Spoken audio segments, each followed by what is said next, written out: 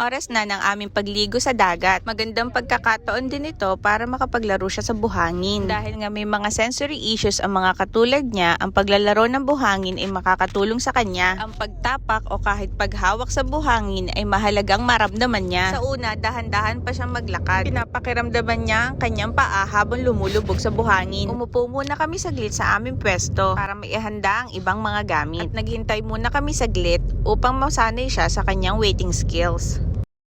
Let's go. Let's go. Let's. Ow, ow, Johnny, Johnny, papa. Hello. Sugar niya. Papa. Hello. Andy Charpy. Ow, ow. Habang nilalaro ng kanyang mga paa ang mga buhangin ay pakanta-kanta pa siya. At ayan na nga ang iniintay niya ang makaligo. Doon lang kami pumunta sa mababaw. At habang lumalangoy siya ay hinihipo niya ang buhangin sa ilalim. Dahil sa pinong buhangin at sa tunog ng tubig habang lumalangoy siya ay napapakalma din siya. Isang beses lang sa isang taon ang maramdaman niya ang ganito kaya lulubos-lubusin na namin.